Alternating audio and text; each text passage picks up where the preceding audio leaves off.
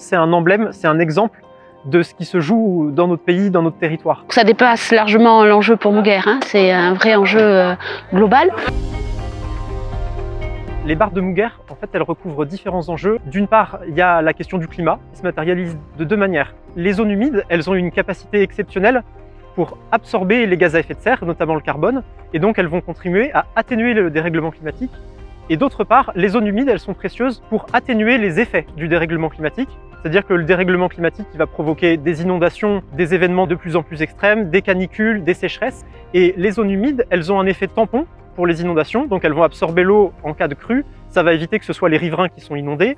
De la même façon, ça va relâcher progressivement l'eau. Alors il y a des enjeux pour les riverains, déjà de se protéger des inondations. Et puis en fait, il y a un enjeu tout simplement naturel, hein. C'est hyper riche en termes de biodiversité. Ça régule complètement tout le flux d'eau. Enfin, c'est un stock d'eau douce.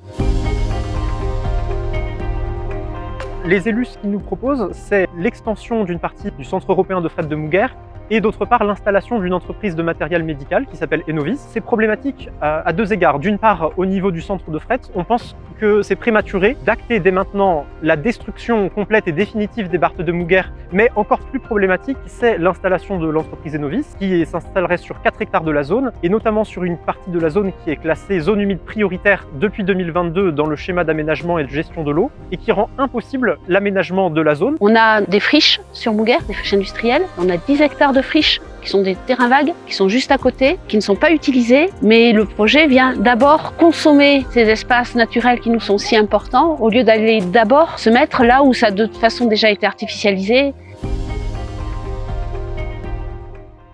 Une pétition a été lancée pour faire connaître et pour recueillir le soutien de l'opinion. Différentes actions ont été organisées ces derniers mois, en particulier depuis que le permis d'aménager a été signé par Roland Irigoyen, notamment 2 actions à la mairie de Mougères. D'autre part, il y a tout un travail qui est fait pour faire découvrir cette zone.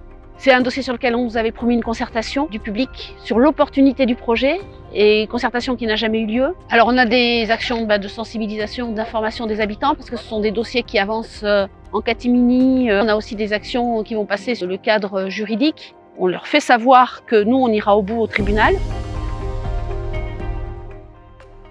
Alors des élus, on en attend d'une manière générale qu'ils soient beaucoup plus transparents quand ils ont des décisions à prendre. Parce qu'un projet comme celui-là, ça fait des années en fait qu'il est enclenché. Et là concrètement, sur le dossier, ce qu'on attend d'eux maintenant, c'est qu'ils retirent le permis d'aménager. Donc qu'ils respectent la loi et qu'ils ne fassent plus ce projet. Si aujourd'hui on décidait de préserver les barres de Mougères, ce serait un excellent exemple pour montrer les politiques qui doivent être mises en place dans les années et les dizaines d'années à venir au niveau du Pays Basque, mais aussi plus largement. Les zones humides, elles sont menacées ici, mais elles sont menacées partout et depuis des dizaines d'années, elles sont asséchées, remblayées, etc.